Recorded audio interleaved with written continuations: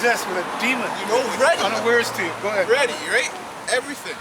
But, and you're like, yo, you look good, you want to do it, you're like, you know, the Most High knows, all these thoughts, right? But blemish, not your good deeds. Don't mix them. You're doing good, stay good. Everything. The consistency. Everything is a test. Every single thing. Right? And then it says, neither use uncomfortable words when thou giveth anything. So in other words, just tell the truth. But also know when to talk and when not to. That is a skill. That is a skill. I used to be like that. I used to be like, well, I'm in the truth, so I'm just going to be blunt all the time. But like we were just talking about, the Spirit guides you. You're being over-righteous. You're not doing enough. Alright? And then it says, shall not the dew assuage the heat? Which assuage means to soften something, calm it down. Right? Which is, hey, one thing I learned being with a woman, and I'll never forget, is never to get angry. Always has to be calm. Because the scripture says, right here, shall not the dew assuage heat. Right? And the verse above, it talked about having, not speaking uncomfortable words. If she's pissed off out of her mind, and you know you need to get back to studying, and she still want to keep going, assuage the heat. Soften up the words. Put down your pride to do that, to better what you're going to do. So, elaborate on that. Give me an example. So, example, like, you know, you're studying, right? You live with this woman, I live with my woman. It's better for me to speak a little bit more softly in a sense of smarts. You gotta be stern, you gotta be stern, because I live with her. It's gonna cause me more hell. The more crazy she is, the harder it is for me to serve the Most High. So So I should be smart with my words, because I know this judgment is heavy and they're weak. Right? I'll finish this last verse. I'll read that again. Shall not the dew assuage the heat? So is a word better than a gift. You can buy her flowers, but she's gonna be pissed off the next week. Words are better than a gift, right? Yeah, something you want to bring up? Or just the definition? Yeah, discipline is very important. It's penitential chastisement, which penitent just means to be sorrowful. Right, to feel sorry for what you've done, right? So even as a disciple, you have to be sorrowful for the sins that you have committed. That's a major part. It says punishment for the sake of correction. So when you're a disciple, expect to be punished, and also expect to be corrected, because when you come to follow the Lord, you know you have to actually put off that old man that you did, all the things that you've done in the world. And you actually have to pay for those things, right? When you come to follow the Lord, prepare yourself for temptation, right? And set that heart right. So, hey, how that happens is through prayer, fasting, praying upon the Lord, studying this word, right? The whole, learning the song of the entire scriptures, right? In the spirit of what? Come on, meekness and humility, right? Before honor comes humility, and that's a process. Right, and with your woman, you're going to learn that very fast.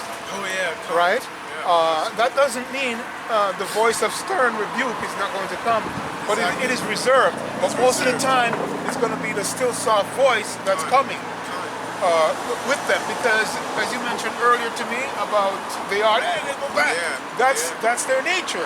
So it's very important to understand them, and when you understand the scriptures. When you understand the scriptures and see what they're doing, you say, "Oh my goodness! They only want to be that way, but they like to flip flop with it. But we are there as that foundation, that diligence that this brother is going to read now, and tell you that we got to be focused. Determined, diligent, and focused. And it's a process through the Spirit. It really is. Go ahead. It says the meaning treatment that corrects or punishes, and last point, meaning military training to follow orders and act in accordance with rules. That's right. So you have to follow the rules. Some people that come to, I know just from stories and actually from my own personal experience, men come to this truth and feel a kind of way about it because they know certain things, and all of a sudden don't want to follow rules. Like, yeah, I try to, like I wasn't, like for instance, if I don't get a lineup, man, people are gonna be calling me this at work and doing that. Like, yo, there's rules here. Go to your sergeant and tell him anything and see what happens. You don't gotta say much, he'll come down your throat. You know what I mean? So there's rules. And that's what establishes order. In this society is chaos. But yet they punish you, they judge you, but yet they install chaos. That's confusion. Right? Bring that the wheat. Yeah, I just wanted to share. Yeah, no, not wheat and tares, but actually the term of the wheat, the 5 essential things that we need. But I want to make the point on the wheat, going into that, which Israel represents. I have it right here. It's this is Sirach chapter 39, verse 26. The principal things for the whole use of man's life are water, fire, iron and salt, flour of wheat, honey, milk, and the blood of the grape, and oil and clothing. Hey, wine is beautiful. It's the blood of the grape. Yeah, so the point there of wheat, okay, like the first thing, if I say, this wheat, the first thing you're going to say to me is a very inferior product that the Lord made, and when I say inferior product, comparing to the other wheat, you would say maybe durum wheat. It's very inferior. To barley. To barley. Hey, but the Lord is the one who sets the order, right? And Yahushua shows us so many times, if you want to understand this truth as well, in type, you got to understand what is a harvest, right? Because the different stuff that comes from a harvest, right? But you need to know the last thing that was harvested and why it was the last thing that was harvested. Because the last is the first. It's the first thing that was a harvest.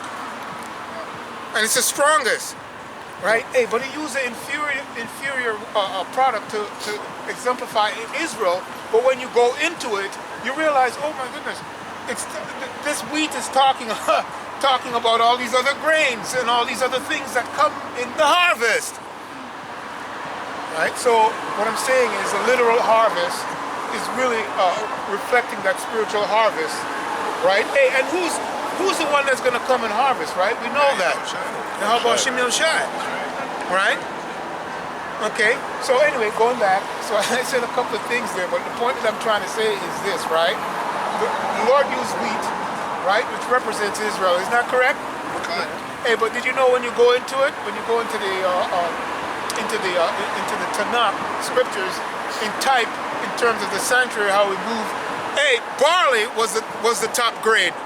Barley, and it represents the apostles them and the elders, right? Which is a form of wheat.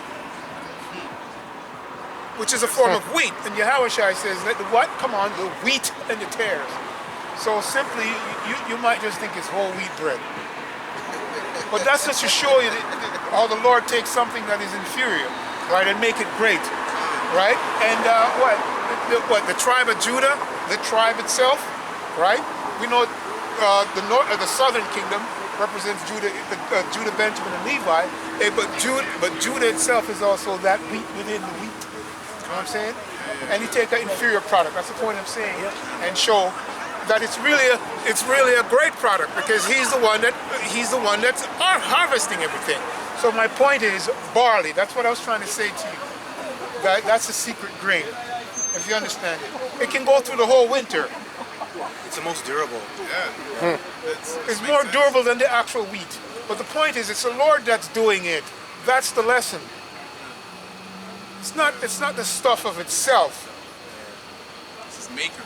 It's its maker, that's correct. That's who is running the show. Yeah, and the apostles are the barley. You never know that. The apostles know it. They talk about it all the time, but they talk about it in code. Right? Because the Lord is the one who set it up that way, the most durable. And that's also a testimony to the men of the Lord being out here You're driven to be out here in season, out of season. That's the barley. Yeah. It's heavy.